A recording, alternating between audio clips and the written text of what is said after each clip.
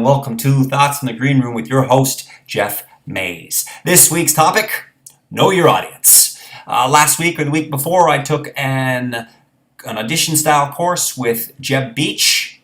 Jeb's website should be somewhere around there on the screen for you, www.jebbeach.com. And I encourage that other artists take a look at his work because I found it invaluable. You may also. The nutshell version of his work is straightforward.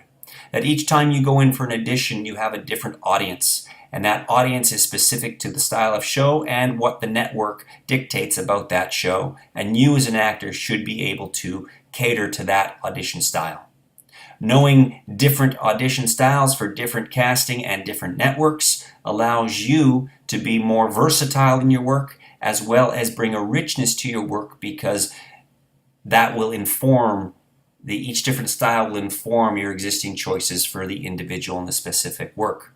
What you end up with is two layers: a generic level of multifaceted work and things to pull on, such as horror for these guys and drama for these guys and comedy over here, but a specificity that when you get called on for the comedy, you can do the comedy with little layers of the horror and the drama ebbed into it to make your comedy richer and fuller.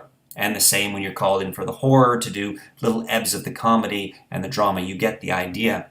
You become more versatile. Your work becomes richer. I highly recommend Jeb's course, as I've recommended other artists on my blog before. He's one of the ones that is up there. And what that does is it brings me around to sharing this information with everyone else, because I feel the idea of knowing your audience is a universal theme. If you're another artist out there taking a look at this video vlog, then you may want to consider, as an example, if you're a musician, when you play opera, how is it different from when you play classical? When you play classical, how is that different from rock? If you know each of those styles and specificity, when you're playing them, each one can ebb in to enrich the other and make your work that much stronger, that much more impactful.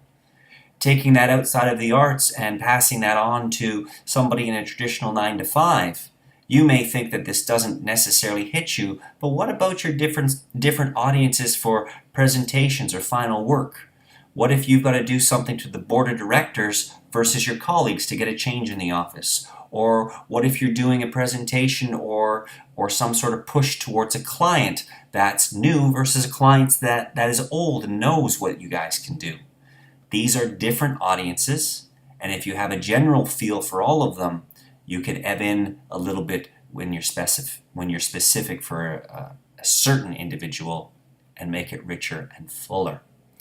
And to that point, this is a universal theme that applies to everybody, as I try to make this vlog relevant for everyone.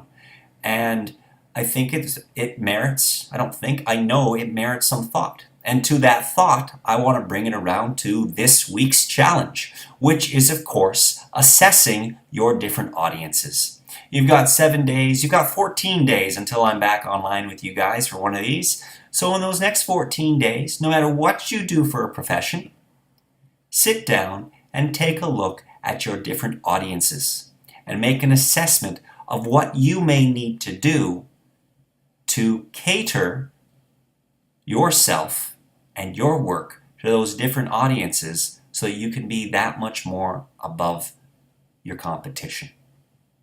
Those are your thoughts from the green room. I'm your host, Jeff Mays, and I will see you in 2 weeks. Take care, folks.